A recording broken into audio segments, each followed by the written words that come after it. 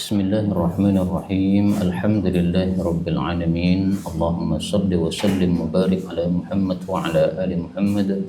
Allahumma anfa'na bima 'allamtana wa 'allimna ma yanfa'una wa zidna ilma wa barik lana fi ilmina warzuqna al-ikhlasa fil qawli wal 'amali kamila wa ilman nafi'an la yansa wa tawfiqan daima wa sihhatan wa yaqinan wa 'afiyah. Allahumma aftah lana kulla khair wa yassir lana kulla umur. Allahumma ansuril mujahidin warhamil mustad'afin wa dammir a'da'ad-din wa tmis ala amwalihim. Amin ya rabbal alamin. Alhamdulillah kaum muslimin rahimakumullah. Kita lanjutkan pengkajian kitab hadis karya Ghazali Al-Jawi rahimahullahu taala, dan kita sudah masuk pada bab yang ke-70, yaitu pada hadis 210. Faqala al-muallifu rahimahullahu taala wa nafa'ana bihi wa bi ulumihi fid dharain amin. Al-babu al-hadi wa sab'un, bab 71.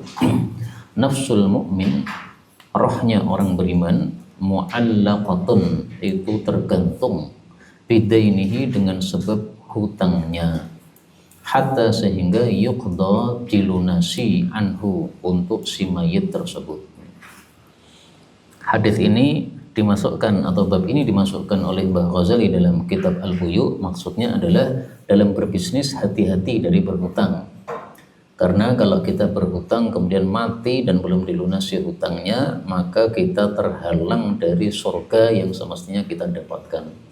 Nah, maka maksudnya hutang boleh ya dalam bisnis, tapi dikira-kira atau direncanakan supaya jangan sampai mati masih meninggalkan hutang.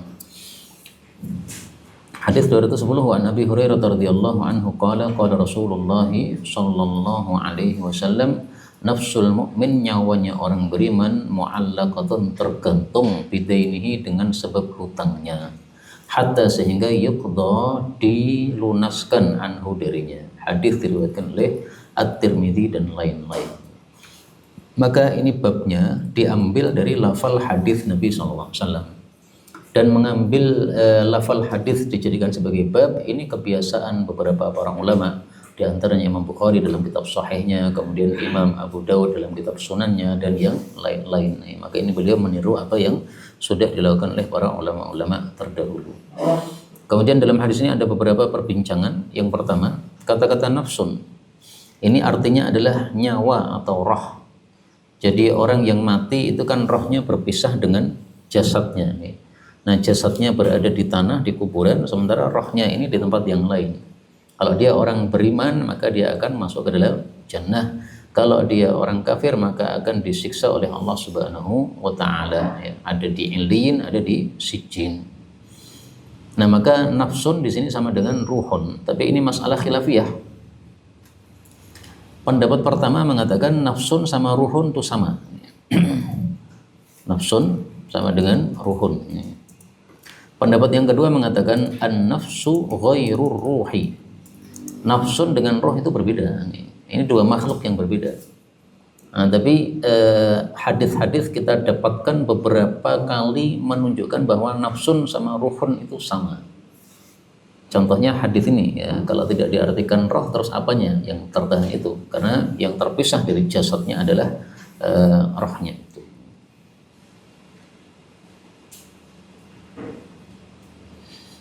Kemudian faedah yang kedua, dalam hadis ini disebutkan rohnya orang beriman itu mu'allaqah, tergantung. Tergantung ini kalimat yang tidak jelas ya, tergantung di mana, tergantung dari apa. Nah, maka kita punya kaidah. Kaidahnya mengatakan al-haditsu yufassiru ba'duhu ba'dan. Hadis itu satu sama lain saling menafsirkan. Nah, sehingga kalau ada hadis yang tidak bisa kita pahami dengan mudah, carilah hadis yang semakna, yang lebih jelas. Dan kaidah ini sudah diterapkan oleh Mbah Ghazali rahimahullah dalam kitab ini. Maka hadis-hadis berikutnya kalau kita baca nanti akan lebih jelas makna hadis ini, apa yang dimaksud dengan kata-kata mu'allaqah, yang tergantung ini. Kemudian faedah berikutnya, di sini dikatakan yuqda anhu, sampai dilunasi untuknya. Nah, dilunasi ini bebas nih.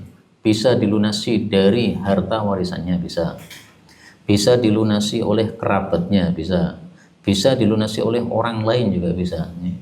Maka yang melunasi tidak harus ada hubungan kerabat dengan orang yang mati tadi. Adapun dalilnya dulu pernah kita sampaikan bahwa ada sahabat Nabi SAW namanya adalah Abu Qatadah.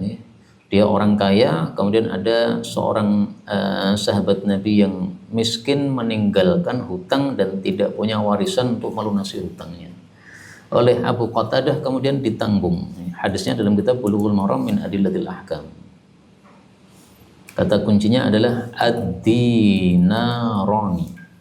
2 dinar utang dia saya tanggung. Nah ini. Faqala Abu Qatadah, berkata Abu Qatadah, ad-dinarani, 2 dinar yang menjadi tanggungan orang mati tadi, alayya, saya tanggung. Maka Rasulullah memastikan, apakah 2 dinar itu adalah haknya orang yang hutang yang kamu berikan secara gratis kepada dia sehingga dia sudah bebas? Abu Qatadah mengatakan ya. Nah, baru kemudian Nabi mau mensalatkan jenazah orang tersebut. Hadis riwayat Abu Daud dan yang lain-lain. Nah, maka hadis ini menjadi dalil bahwasanya pelunasan hutang si mayit tidak harus dari keluarga mayit, karena di sini Abu Qatadah ini nggak ada hubungan kerabat dengan si mayit. Dan ini mengingatkan kita masalah yang lain, Pak. Ini kan utang harta ya. Sekarang kalau utang puasa, nah utang puasa itu sama dengan utang harta. Kalau utang harta boleh dilunasi oleh non kerabat, maka utang puasa pun juga boleh dilunasi oleh non kerabat. Tapi ini masalah khilafiyah. Kalau mazhab Syafi'i, boleh orang lain melunasi hutangnya orang yang bukan kerabat, tapi harus diizinkan oleh salah satu dari 2. Diizinkan si mayit atau diizinkan oleh ahli warisnya mayit. Misalnya saya mati, masih punya utang puasa Ramadan 1 hari. Nah, maka panjenengan melunasi utang puasa saya harus atas restu saya. Sebelum saya mati saya sudah mengizinkan antum, atau ahli waris saya. Panjenengan bilang kepada ahli waris saya, tak puasakan Ustadz AZ. Nah, baru diizinkan oleh mereka, sah. Tapi kalau saya belum mengizinkan, ahli waris belum mengizinkan, dianggap tidak sah. Itu mazhab apa? Syafi'i. Nah, panjenengan mau ikut mazhab yang mana terserah. Pakai mazhab Syafi'i berarti harus minta izin dulu. Tidak pakai mazhab Syafi'i, maka ini bisa dasarnya hadis riwayat Abu Daud ini Abu Qatadah bukan kerabat dari si mayit. Janji ya, janji juga bisa dilunaskan oleh kerabat, oleh yang lain. Sebagaimana Nabi dilunaskan oleh Abu Bakar As-Siddiq. Indahu idatun.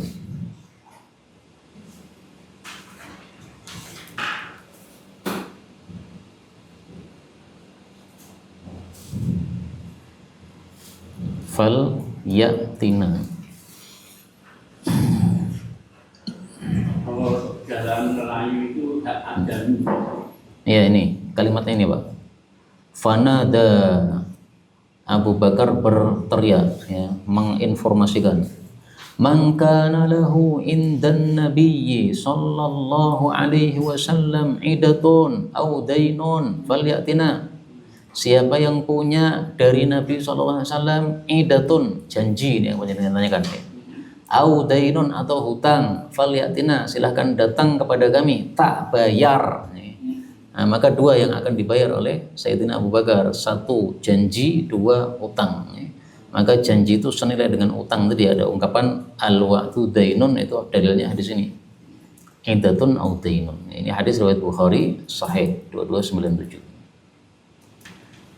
Berikutnya 211, wa an Anas radhiyallahu anhu qala qala Rasulullah sallallahu alaihi wasallam, al-qatlu, terbunuh fi sabilillah, di medan jihad fi sabilillah, yukaffiru, menghapus kulla khati'atin, setiap dosa. Faqala, maka berkatalah Jibril alaihi salam, illa daina, kecuali hutang. Faqala, maka bersabdalah an-nabiyyu sallallahu alaihi wasallam, illa daina, kecuali hutang. Nah, jadi beliau melanjutkan wahyu yang dibawa oleh malaikat Jibril. Hadis ini menunjukkan bahwa mati syahid itu semua dosa dihapuskan, tapi hutangnya tidak dihapuskan. Jadi orang mati syahid punya utang, tetap hutangnya itu atas tanggungan dia. Artinya apa? Artinya kembali ke hadis pertama tadi. Hadis pertama mengatakan kalau belum dilunasi tergantung. Maka orang mati syahid pun kalau utangnya belum dilunasi tergantung. Belum bisa masuk surga, belum bisa. Makanya apa? Memahami hadis yang kedua ini dikaitkan dengan hadis yang sebelumnya. Apa sih yang dimaksud illadain kecuali hutang? Maksudnya hutangnya masih berlaku sebagaimana yang lain-lain. Hutangnya tetap menyebabkan dia terhalang dari surga. Dosa terhapus oke, tapi hutangnya masih berlaku sebagaimana yang lain. Kemudian kita ambil beberapa faedah dari hadis ini. Faedah yang pertama, kata-kata fi sabilillah ini bisa bermakna sempit, bisa bermakna luas. Fi sabilillah kalau makna sempit itu adalah al-jihad. Kalau makna luas itu adalah kullu ma yurdillah.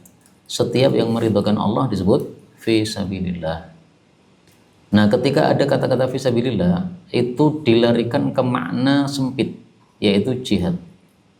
Tapi ketika ada kemungkinan untuk dilarikan ke makna luas, baru kita larikan ke makna luas. Nah, di sini ini larinya ke makna sempit, Pak. Al-qatlu fi sabilillah. Karena ada kata-kata qatlun. Nah, maka kata-kata qatlun ini menyebabkan kata-kata fi sabilillah artinya adalah arti sempit, karena terbunuhnya seseorang itu kalau disebutkan fi sabilillah berarti yang dimaksud jihad melawan orang-orang kafir. Sekarang kita coba contoh fi sabilillah dalam hadis Nabi yang maknanya luas. Dan itu banyak, Pak.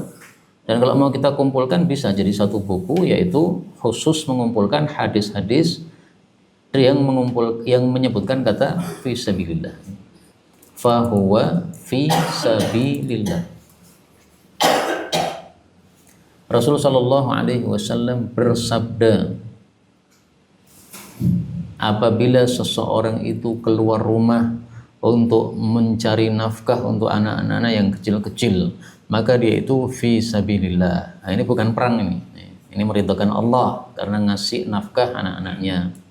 Kalau dia keluar mencari nafkah untuk orang tuanya yang sudah tua renta, itu juga fi sabilillah. Ini juga bukan jihad lagi.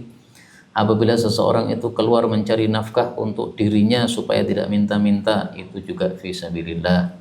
Hadisnya sahih. Demikian juga sabda Nabi Sallallahu Alaihi Wasallam riwayat Tirmidzi, tapi saya jujur ini didhaifkan Albani. Tapi boleh kita mengatakan sahih karena disahihkan oleh Imam Dia. Rasulullah mengatakan man kharaja, siapa yang keluar fi talabil ilmi, mencari ilmu yang maksudnya ilmu agama, fahuwa fi sabilillah, maka dia berada di jalan Allah alias mendapat ridha Allah hatta yarji, sampai pulang. Maka sekarang ini kita sedang fi sabilillah. Tapi sabilillah bukan yang makna sempit yaitu jihad, tapi makna luas yaitu ma yurdillah, yang meridhakan Allah Subhanahu wa taala. Ini dua hadis yang saya sebutkan sudah cukup mewakili dari hadis-hadis yang lain. Faedah berikutnya, di sini disebutkan yukaffir kulla khati'ah, menghapuskan setiap dosa. Apakah ini mencakup dosa besar atau hanya dosa kecil?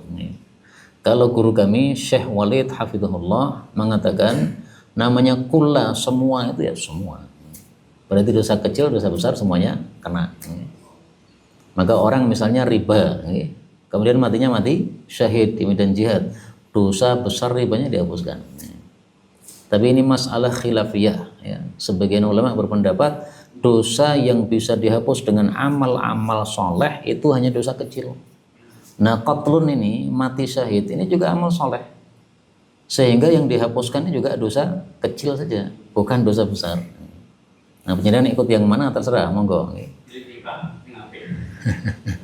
Kalau menyebabkan orang itu jadi meremehkan riba, ya itu jangan disampaikan, karena nanti orang jadi meremehkan.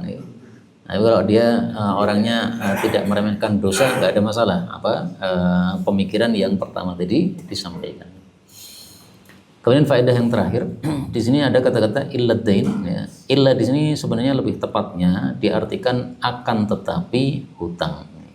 Nah, maka illa itu bisa bermakna lakin, ya, akan tetapi. Ya. Illadain itu artinya lakin ad-dain, ya, akan tetapi hutang itu tidak dihapuskan gara-gara engkau mati syahid. Ya. Kenapa illa diartikan akan tetapi, bukan diartikan kecuali? Ini istilahnya adalah istithna munqati.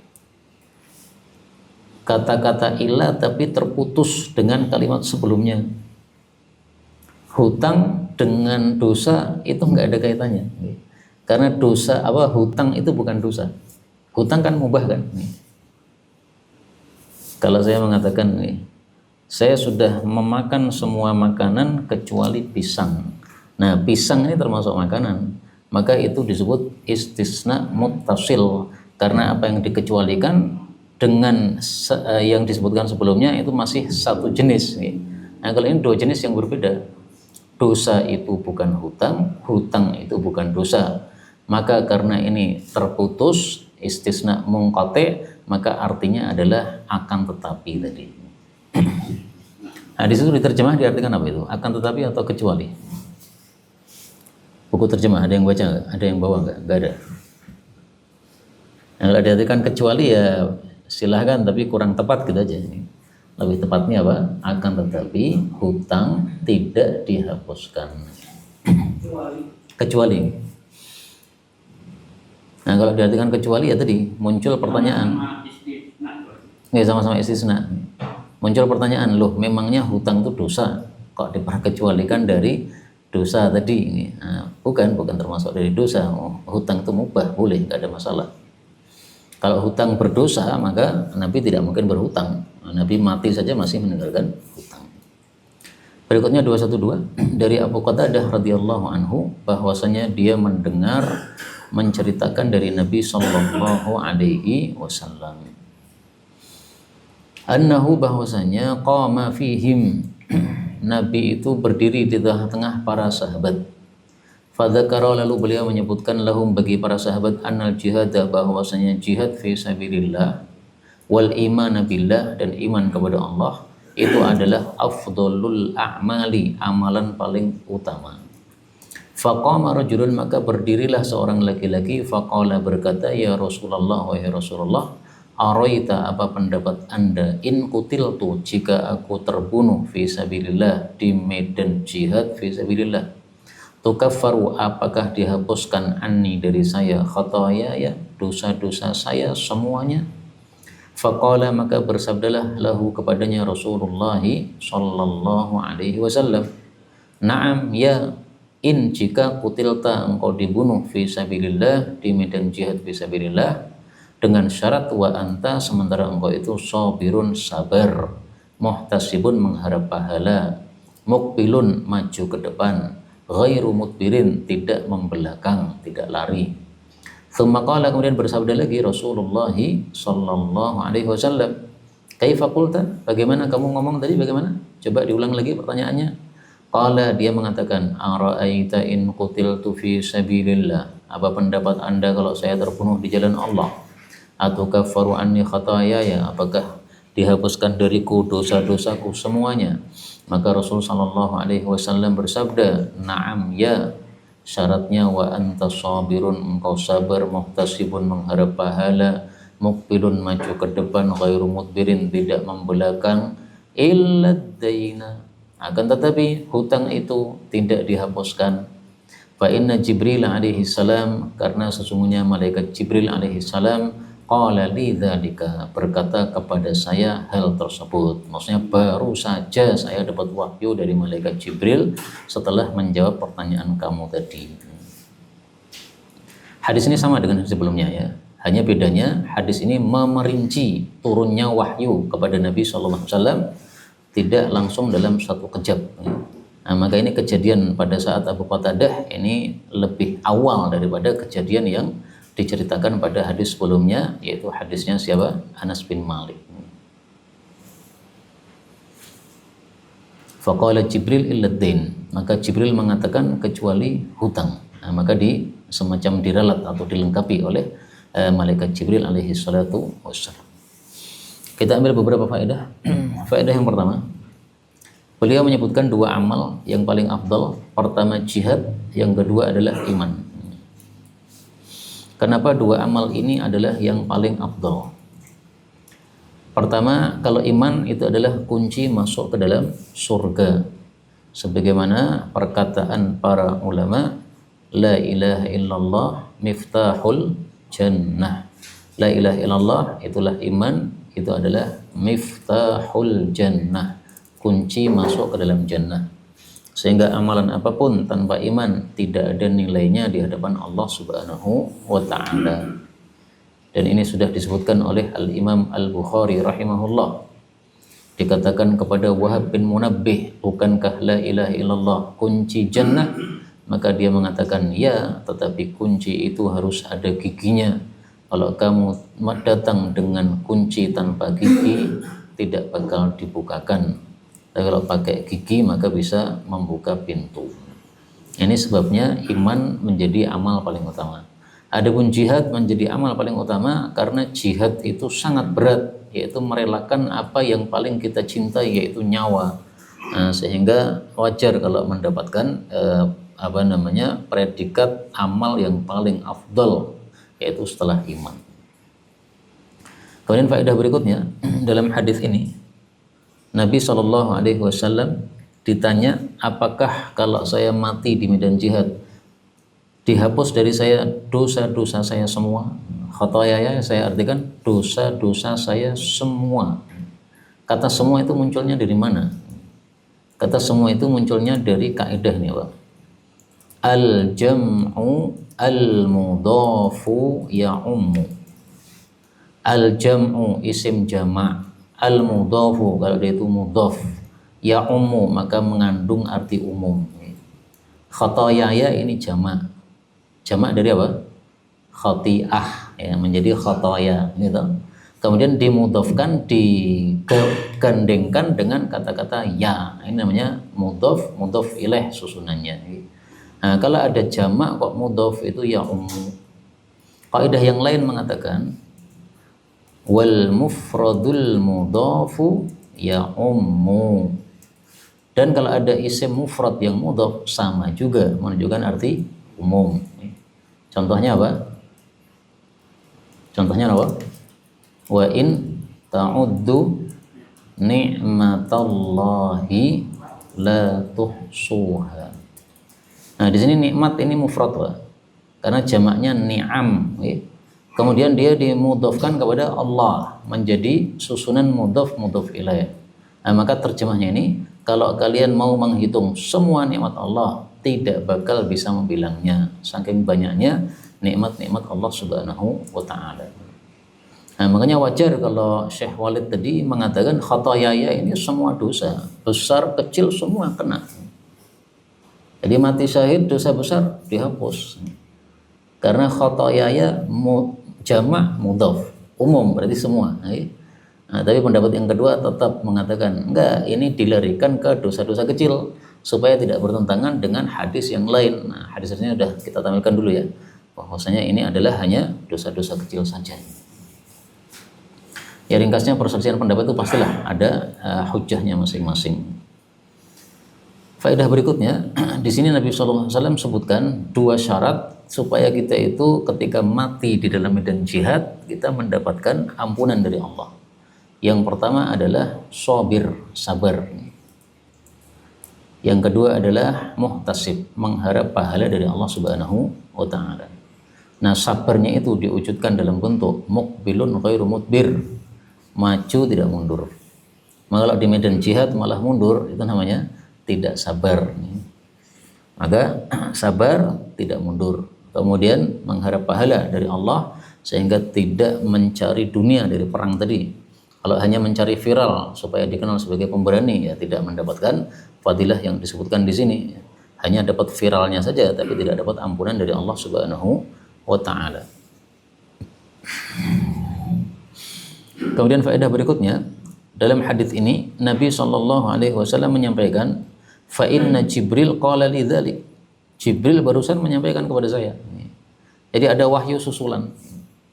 Wahyu susulan ini kita dapatkan juga di dalam Al-Qur'an, tidak hanya dalam hadis Nabi sallallahu alaihi wasallam. Contohnya apa? Dalam Al-Qur'an, minal fajr. Ayat tentang apa itu? Puasa. Ini kok agak lambat, kenapa ya? Coba ini mungkin perlu dimatikan dulu.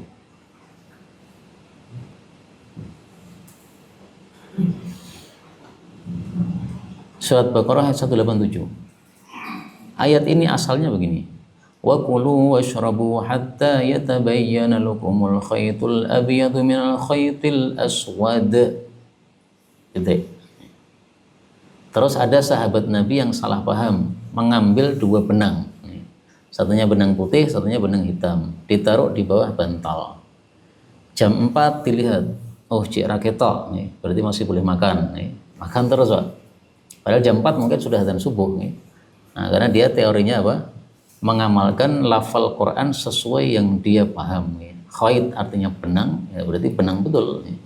Ya, selama benang saya masih tidak bisa terlihat mana hitam mana putih, berarti masih boleh makan. Zaman dulu belum ada lampu ya.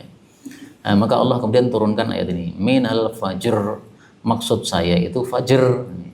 Jadi bukan benang putih alias benang-benang tontom itu, tapi maksudnya fajar. Nah, maka munculnya kata-kata minal fajr ini setelah adanya salah paham dari sahabat tadi. Ada lagi, Pak? Ada lagi pada surat An-Nisa ayat 95. La yastawil qa'iduna minal mu'minina ghaira ulil darar. Boleh baca ghaira, boleh baca khairu ya, dua bacaan. Ghairu ulil darari wal mujahiduna fi sabilillahi bi amwalihim wa anfusihim.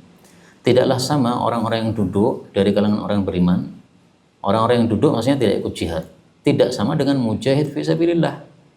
Orang-orang yang mujahid itu mendapatkan derajat lebih tinggi daripada yang duduk. Nah, turun ayat ini, ada seorang sahabat Nabi buta, dia merasa nggak terima, Pak. Wah, lah saya nggak bisa jihad, saya derajatnya rendah ini. Padahal sebenarnya saya itu pengen jihad, tapi karena saya buta, jihadnya gimana? Orang ketok musuh ini. Maka dia lapor kepada Nabi SAW, ya Rasulullah, Anda sampaikan wahyu seperti ini, tapi sebenarnya saya itu pengen jihad, tapi saya itu nggak bisa melihatnya gimana. Nah, maka turun ayat ini, ghairu ulil darar. Selain yang mendapatkan kemadaratan. Kamu itu buta, berarti kamu mendapatkan kemadaratan. Maka kamu tidak termasuk yang disebutkan di sini. Maka dengan niatnya untuk jihad itu sudah mendapatkan pahala jihad meskipun tidak ikut jihad fisabilillah. Nah, ini turunnya setelah perkataan Abdullah bin Umi Maktum tadi yang buta tadi. Sebelum ada perkataan beliau, ayat ini belum ada kata-kata ghairu ulil darar. Ini wahyu susulan seperti ini. Nah, orang-orang yang benci Islam pasti mengejek, Pak. Berarti Allah bodoh, ya. Orang muda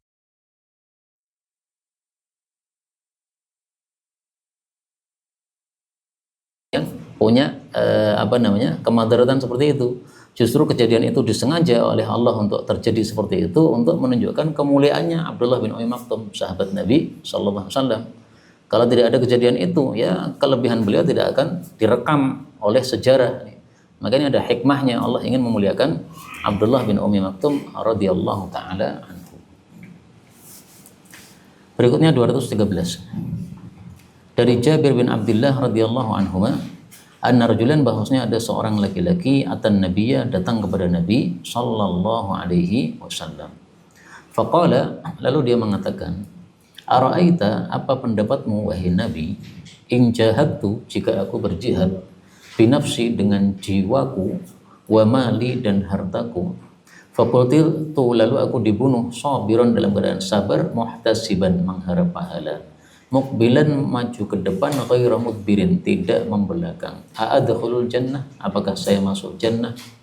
Qala, beliau menjawab, na'am, iya. Fa'ada, lalu dia pun mengulangi dzalika, pertanyaan itu, marrataini, dua kali, au thalathan, atau tiga kali. Qala, beliau mengatakan, na'am, ya. In lam tamut, nah beliau nambahi ya, in, jika, lam tamut, kamu tidak mati, wa alaika dainun, sementara kamu menanggung hutang. Yang hutang itu laisa indaka, tidak ada padamu, wafa'uhu, pelunasannya. Hadis diriwayatkan oleh Imam Ahmad dan hadis ini sahih. Hadis ini sama dengan hadis sebelumnya, hanya saja ini kejadian yang lain. Ada seseorang bertanya, dijawab ya, tapi kemudian pada kalimat pertanyaan yang terakhir oleh Nabi dijelaskan syaratnya. Syaratnya kamu mati tidak meninggalkan hutang, dan hutangnya hutang yang kamu tidak ada pelunasannya. Kalau ada warisan yang kamu tinggalkan yang cukup untuk melunasi hutang tadi, ya enggak termasuk. Karena apa? Nah, kamu sudah meninggalkan pelunasan dari harta warisan kamu. Kemudian dari hadis ini kita ambil beberapa faedah. Faedah yang pertama, sabarnya Nabi Shallallahu Alaihi Wasallam menghadapi pertanyaan para sahabat. Ini diulang 2 kali, Pak. 2 kali, 3 kali, beliau masih menjawab. Maka ada istilah jababiratul ulama, diktatornya para ulama. Jangan menjadi ulama yang diktator, yang kasar, yang keras kepada murid-muridnya. Itu sebenarnya hadisnya dhaif ya, tapi isinya bagus. Jababirah. Tawadu'lah liman ta'allamuna minhu, kepada guru yang kalian belajar kepadanya. Jadi kepada yang atas guru ya kita tawadhu'. Tapi juga wa tawaddu'u liman tu'allimunahu, tawadhu'lah kepada orang yang kamu ajari, yaitu kepada murid. Wala takunu jababiratal ulama, jangan menjadi ulama yang diktator. Berita yang viral hari ini apa?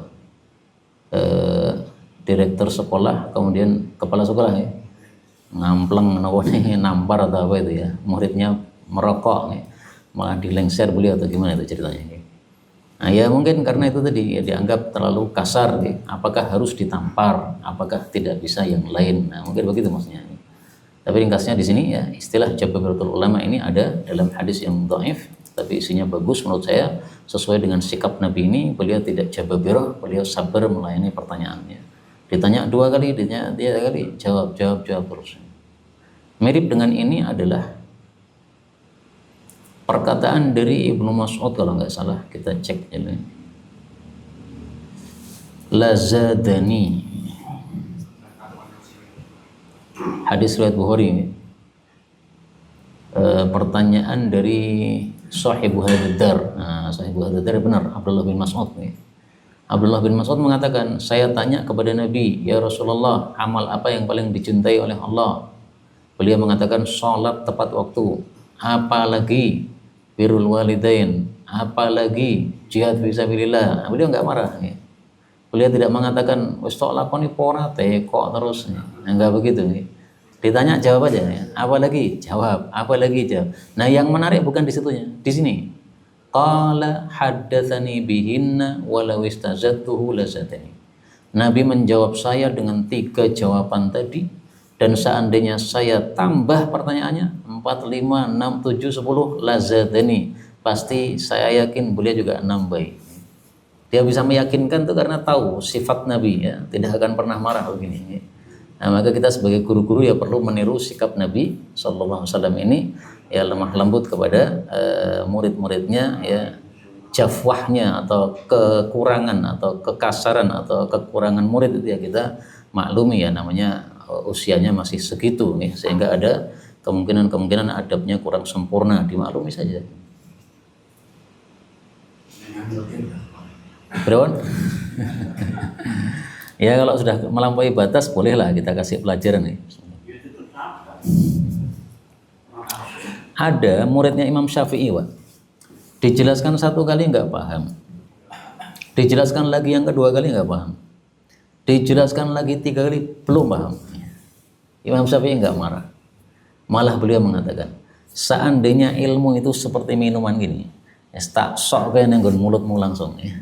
Artinya saya pengen kamu itu paham, ya. Kamu nggak paham nggak apa-apa, tanya terus nggak apa-apa. Ya. Saya jelaskan sampai kamu betul-betul paham. Itu saking sayangnya beliau kepada muridnya, kalau nggak salah namanya muridnya itu Yunus atau Robi Al-Muradi itu. Ya. Itu saking dekatnya hubungan guru dengan murid ya, nah, sampai kesabarannya itu melampaui kebiasaan orang. Faedah berikutnya, Dalam hadis ini Nabi SAW mengatakan, wa 'alaika dainun laisa 'indaka wafa'u. Kamu mati meninggalkan hutang tetapi tidak ada untuk melunasinya. Maka hutang itu dibagi dua. Ada hutang yang kita tinggalkan dan kita tidak meninggalkan warisan yang cukup untuk melunasinya. Dan ada hutang yang kita tinggalkan tapi ada warisan yang cukup untuk melunasinya. Nah, yang kedua ini aman, Pak. Karena apa? Kalau kita mati kemudian dilunaskan dengan warisan tadi, udah selesai masalah. Tapi kalau tidak ada, nah ini dia yang menjadi masalah. Apakah anak-anak kita ada yang mau melunasi? Kalau ada, alhamdulillah, berarti nanti selesai masalah juga. Tapi kalau anak-anak kita nggak ada yang mau melunasi, ya sudah, selama tidak dilunasi itu masih nyawanya tergantung, tidak bisa masuk surga sebagaimana yang lain-lain. Yang lainnya sudah berkeliaran di surga, menikmati kenikmatan surga, ini masih tergantung di alam yang lain. Tentang berkeliarannya roh orang-orang beriman dalam surga, itu hadisnya sahih dalam hadis yang lain. Ta'laku makan. Arwahul mu'minin, roh-rohnya orang-orang beriman, fi ajwa fi tayrin khudrin, pada bagian tengahnya burung yang hijau. Ta'laku, ini salah harokatnya. Ta'laku, dia itu memakan fi asjaril jannah, di pohon-pohonnya jannah, hatta yaruddah Allah, sehingga Allah mengembalikan roh tadi ila ajsadiha, kepada jasadnya masing-masing, yaumul qiyamah, besok pada hari kiamat. Hadis nggih? Apakah ada kiranya utang itu dimaafkan? Apa? Dimaafkan. Umpama utang 10.000 masuk gitu. Utang besar kecil tetap utang, Pak. 10.000 juga orang. Ya, namanya utang, ya utang. Jadi mampu. Kecuali kalau sudah dimaafkan oleh orang yang menghutanginya. Nah, kalau sudah dimaafkan oleh orang yang menghutanginya, udah selesai masalah. Tapi kalau belum, ya utang, Pak. 10.000 utang itu, 1.000 utang juga, ngeri memang. Kalau ketidaktahuan itu, Ketidaktahuan karena yang si meninggal itu punya hutang tapi ahli warisnya tidak tahu. Tidak tahu. Seperti ini. Tetap juga dia masih tergantung karena belum dilunasi utangnya. Karena itulah para ulama mengatakan orang yang punya utang dan tidak ada yang tahu kecuali dirinya sendiri, sama orang yang menghutangi dia, wajib nulis wasiat, Pak. Hukum nulis wasiat hukumnya adalah sunnah, itu hukum asalnya. Kapan menjadi wajib? Ketika kita punya tanggungan, misalnya utang, dan tidak ada yang tahu kecuali kita. Tapi kalau istri kita udah tahu, nggak wajib ditulis, ditulis sunnah, tapi nggak ditulis juga nggak berdosa.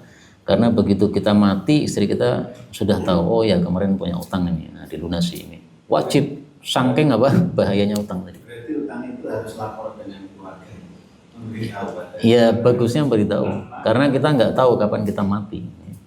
Minimlah ditulis, Pak.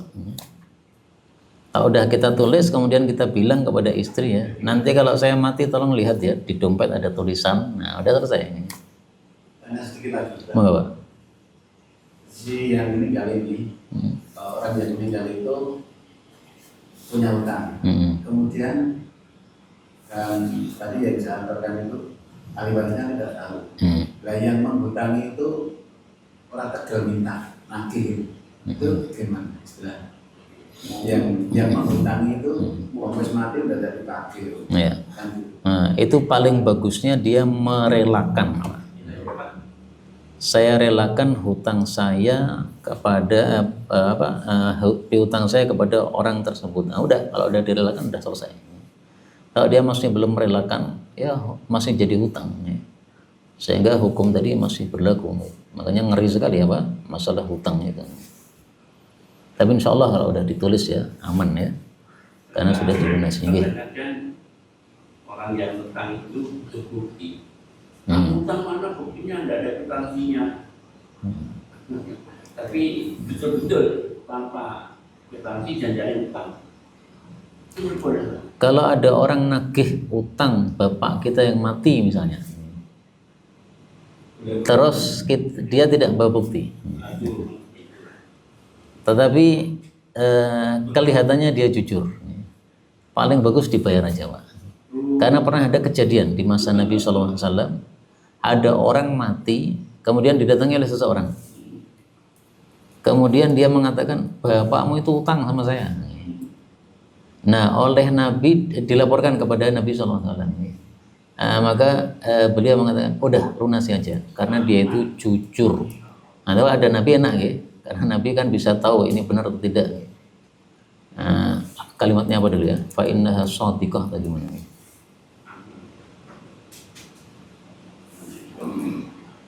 Baik, lafal hadisnya saya lupa ya. Jadi intinya Nabi mengatakan kepada keluarganya, udah lunasi aja karena dia orangnya jujur. Uqdu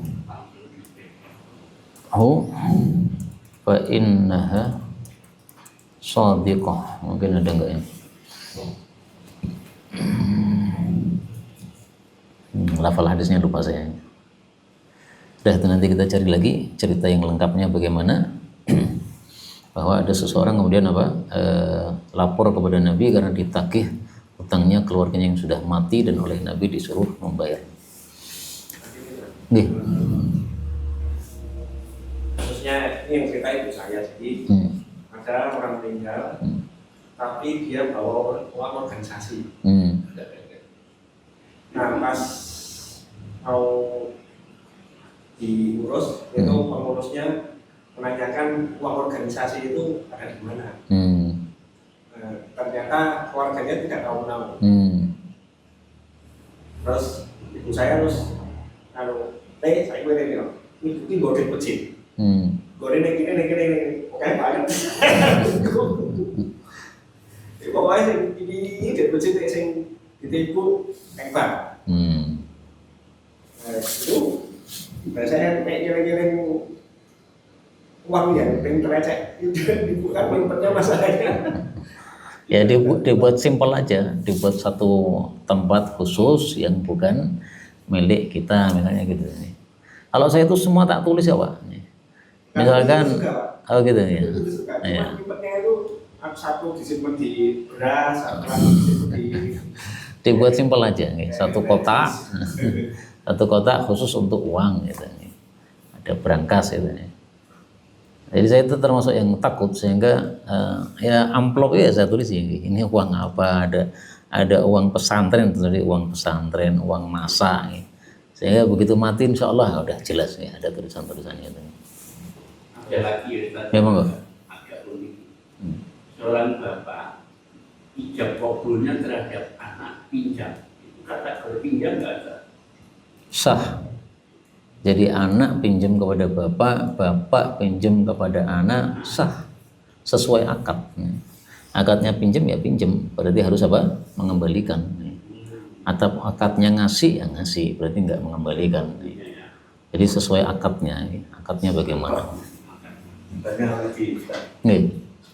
Saya pernah dengar ya melihat sendiri dari kelompok kajian itu, ngajar itu kalau hutang itu lapor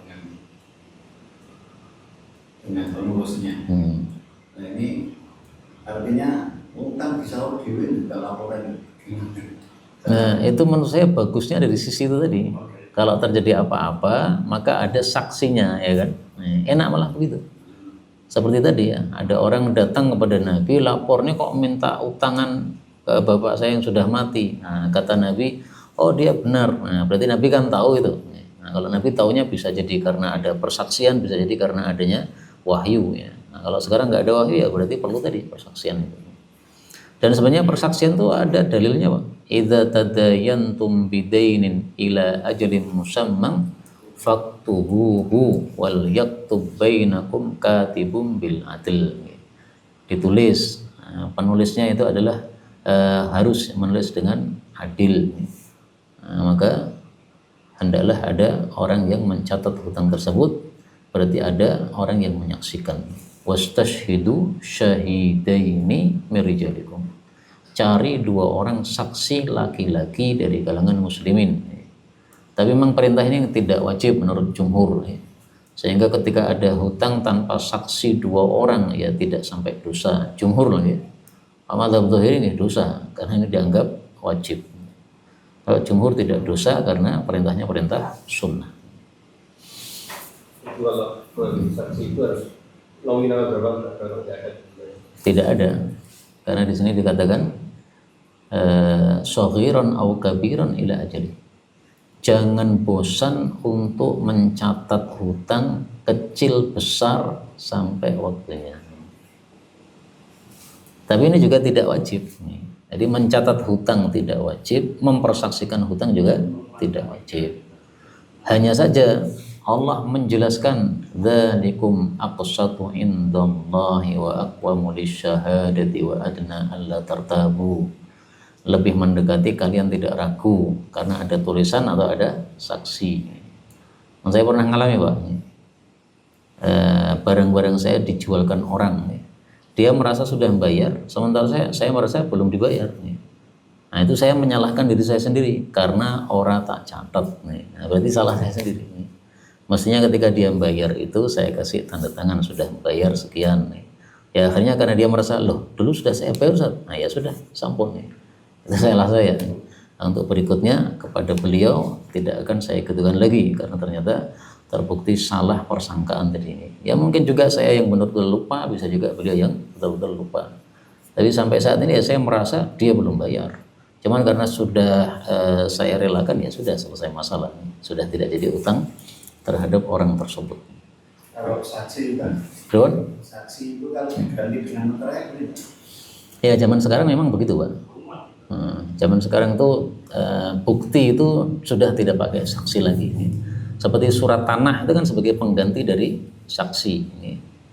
Dulu itu harus ada saksi karena belum ada surat tanah. Nah, sekarang kita kalau sudah memiliki surat tanah itu sama dengan sudah mempunyai bukti atau saksi. Kalau tapi kan utang itu ditulis ya. Karena kejadian. Biasanya nggak ditulis. Tapi begitu ditulis malah diingkari. Kok bisa? Karena merasa karena dia loh aku kurang kali ini. Kalau ada tulisan maka sebelumnya nggak ditulis lancar. Kalau begitu ditulis. Nah tulisan itu sebenarnya perlu kedua belah pihak. Misalkan saya nulis, perlu tanda tangannya Pak tadi. Kalau saya nulis toh tanpa tanda tangan dia, ya dia bisa mengingkari. Nah mungkin kasusnya di situ. Ditulis sendiri tanpa ada persetujuan dari dia, ya sudah diingkari ya wajar. Karena kesalahan dari sisi teknisnya saja itu. Saya terbalik kalau orang hutang kita kemudian bayar itu gimana? Apakah kita boleh mendoakan keburukan dan sebagainya? Bolehkah kita mendoakan keburukan kepada orang yang utang kepada kita nggak kembalikan gitu ya? Itu ada dalam surat An-Nisa, la yuhibbullahu al-jahra bis-su'i minal qawli illa man dhulim. Allah tidak menyukai orang mengeraskan ucapan jelek termasuk doa jelek kecuali orang yang dizalimi. Nah, maka tidak termasuk kaidah tadi, alias tidak termasuk yang dibenci oleh Allah, masih boleh. Wa kana Allahu sami'an alima. Tapi seandainya panjenengan memaafkan juga lebih bagus karena Allah mengatakan in tubdu khairan au tukhfuhu au ta'fu an su'in. Termasuk ta'fu an su'in, memaafkan keburukan adalah memaafkan orang yang gondol harta kita. Fa innallaha kana 'afuwan qadira. Jadi yang pertama boleh, yang kedua lebih baik. Hanya saja gini, manusia itu dibagi dua. Ada orang yang dia tahu terima kasih. Ada orang yang dia tidak tahu terima kasih. Orang yang tidak tahu terima kasih ini, panjenengan kasih maaf itu bisa tambah totro. Nah orang kayak gitu tuh jangan kasih maaf. Sehingga harus diberi pelajaran nih. Orang itu kalau nggak ditutuk dia nggak akan berhenti. Karena memang orangnya sudah keras begitu. Nah, sehingga memaafkan lebih baik daripada tidak memaafkan. Itu kaidah umum. Tapi dalam satu kondisi lebih baik tidak memaafkan daripada memaafkan. Karena orangnya tidak bisa diperlakukan dengan permaafan. Ya, orang dablek begitu lebih bagusnya dikentes kepalanya supaya dia sadar nih. Dan ini pembahasan perkataan para ulama seperti ini dilihat dalil-dalil ketemu juga ya. Misalnya Allah Subhanahu wa taala mengatakan wa qul lahum fi anfusihim qawlan baligha. Berkatalah kepada mereka orang-orang munafik itu terhadap diri-diri mereka perkataan yang sampai ke dalam hati, nusuk ke hati. Padahal kita disuruh hukum asalnya itu ngomong yang lembut, ya kan? Tapi di sini malah disuruh ngomong yang nusuk ke hati. Kenapa? Ya, munafik itu nggak bisa diomongi lembut gitu. Dia diomongnya keras baru bisa terasa tertutup. Makanya Rasulullah setiap hari Jumat ngimami sholat Jumat, surat munafikin. Karena orang-orang munafik kan paham bahasa Arab nih. Nah, sehingga seolah-olah mereka dikentesi setiap Jumat nih. Pokoknya munafik terus, ngeyel terus. Maka kalau masuk ke telinga terus ya lama-lama orang yang dapat hidayah nanti akan sadar dengan sebab dibacakan surat munafikin tadi. Seperti itu, bolehkah kita itu menyiarkan atau menyampaikan kepada orang lain supaya orang lain tidak menjadi korban? Oh ya, itu maksudnya bab gibah berarti ini. Ya. Bolehkah ngibai orang yang suka utang nggak ngelunasi? Boleh, dalam rangka menjaga orang lain supaya tidak terkena madharatnya. Jadi kalau yang sudah sekarang kan seperti diviralkan itu bisa atau itu masuk? Menurut saya sama itu nih. Sama aja. Karena tapi tujuannya tadi loh ya. Tujuannya untuk menjaga orang, menyelamatkan orang yang lain. Itu sudah ada di dalam kitab Riyadhus Shalihin. Atau kita ambil dari aja, dari Bukhari juga ada. Ahlul fisqi, orang-orang yang memiliki kefasikan. Nah, tidak bayar utang itu juga fasik gitu. Ahli fasad ya. Ini berarti jarang buka Bukhari lagi ini. Babu ma yajuzu, bab bolehnya ightiyab, menggibah ahli fasadi, orang-orang yang melakukan kerusakan, warriyabi, dan melakukan ribah atau perkara yang menyebabkan orang curiga terhadapnya. Rasulullah mengatakan ketika ada seseorang minta izin di luar rumah ya, beliau mengatakan silahkan dikasih izin, hati-hati orangnya itu orang jelek. Nah, jadi ngomong dengan jelas beliau nih, hati-hati ya, yang minta izin itu orang jelek nih. Tapi silakan disuruh masuk. Nah, begitu udah masuk, Nabi menyambut, gimana kabarnya, sehat. Nah, maka begitu pulang Rasulullah diprotes Aisyah, ya Rasulullah, engkau tadi ngomong dia orang jelek. Begitu masuk malah lemah lembut, gimana itu? Nah, maka kata Nabi, wahai Aisyah, orang paling jelek itu orang yang ditinggalkan manusia gara-gara mereka khawatir ucapan jeleknya. Nah, saya tidak mau menjadi orang seperti itu. Ya, saya tetap lembut, tapi saya mau menyuruh kalian berhati-hati dari orang tersebut. Nah, diviralkan kalau memang diperlukan ya nggak masalah. Tapi saya khawatir kadang-kadang orang memviralkan itu hanya untuk memuaskan hati.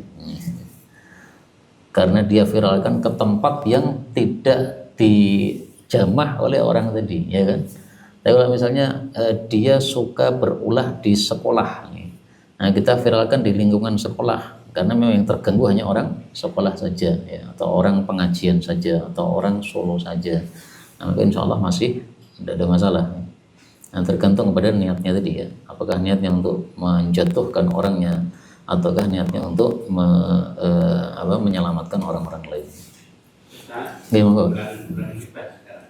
Yang namanya manusia. Hutang itu lari ya. Hutang itu lupa bahwa dia hutang.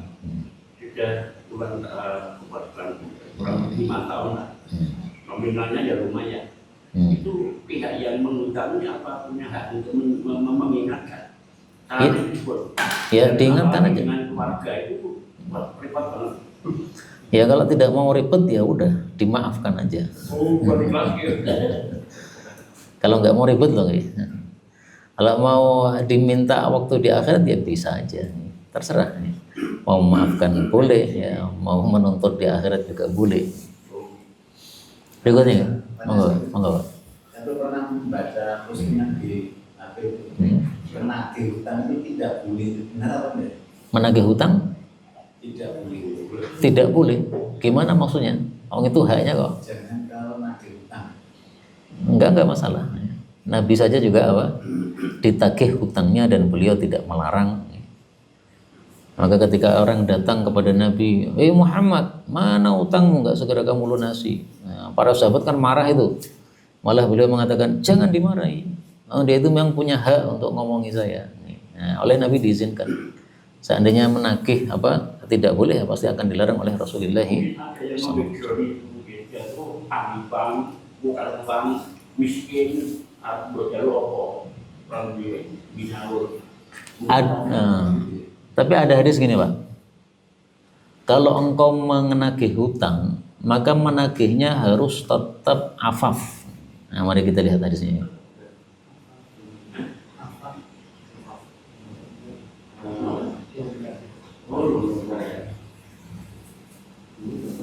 Ghairu wafin,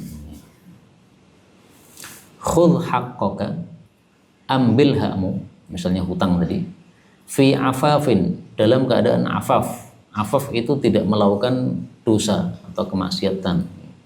Wafin au ghairu wafin, baik hutangnya dilunasi total atau tidak dilunasi total, tetap Anda secara afaf.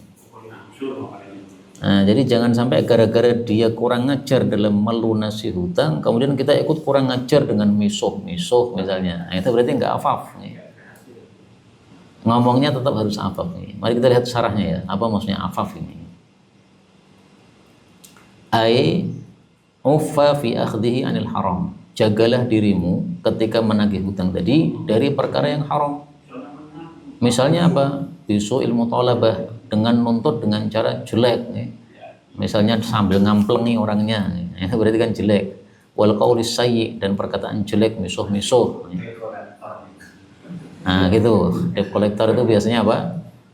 Tidak afaf. Wafin al ghairu wafin, sawaan wafa laka haqqaka, sama saja apakah dia akan menyempurnakan pelunasannya kepada kamu, au a'taka ba'dah, atau dia hanya membayar sebagian. La tufhish alaihi fil qaul, jangan ngomong keji terhadap dia. Ngomong nggak boleh keji, tetap harus apa? Afaf. Tapi sekarang terbalik. Gimana? Yang ditagih lebih galak. Itu berarti tanda mendekati kiamat nih. Salah satu tanda mendekati kiamat itu adalah kondisi normal semuanya berbalik. Jadi orang tua itu mestinya ditaati anak. Nah ini anak malah taat kepada orang tua. Itu mendekati kiamat itu. Nah, mestinya orang yang boleh galak itu yang nagih hutang, malah ini yang galak yang ngutangi. Ini berarti udah mendekati kiamat ya begini. Ya, macam-macam manusia beraneka ragam. Tambah satu hadis lagi. Ini sebagai penjelas untuk hadis yang sudah kita baca sebelumnya. Dari Samurah bahwasanya Nabi Shallallahu Alaihi Wasallam sholal fajr, salat subuh, lalu setelah itu bersabda. Nah, ini dalil ceramah kultum pada subuh. Ha huna min bani fulanin ahadun, apakah di sini dari bani fulan ada seseorang? Thalathan, maksudnya beliau mengulangnya 3 kali. Faqala rajulun, berkata seorang laki-laki, ana, saya dari bani fulan. Qala, beliau bersabda, inna sahibakum, sesungguhnya sahabat kalian, yaitu si mayit tadi yang sudah dikubur, mahbusun, dia itu tertahan dari apa? Anil jannati, dari surga, bidainihi, dengan sebab utangnya. Nah, kata-kata mahbusun anil jannah ini hadis yang paling jelas daripada hadis-hadis yang lainnya. Kalau sebelumnya tadi cuma dikatakan mu'allaqatun gitu. Mu'allaqatun, tergantung. Tergantung itu apa maksudnya? Nah, ini kurang jelas. Nah, makanya tadi kaidahnya al haditsu yufassiru ba'duhu ba'dhan. Nah, di sini sudah dilakukan oleh Mbah Ghazali kaidah tersebut. Beliau tampilkan hadis yang paling jelas, yaitu dari riwayat Imam Ahmad, dan hadis ini derajatnya sahih. Ini yang dapat kita baca, benarnya dari Allah Ta'ala. Kalaupun ada salahnya, fa astaghfirullahaladzim wa lakum. Walhamdulillahi rabbil alamin. Dukung dakwah ini terus mengudara. Kajian gratis ini berjalan atas izin Allah dan dukungan tulus dari Anda. Bersama kita sebarkan kebaikan seluas-luasnya. Yuk jadi bagian dari tim kebaikan kami dengan mendukung operasional dakwah. Jazakumullahu khairan kasiron.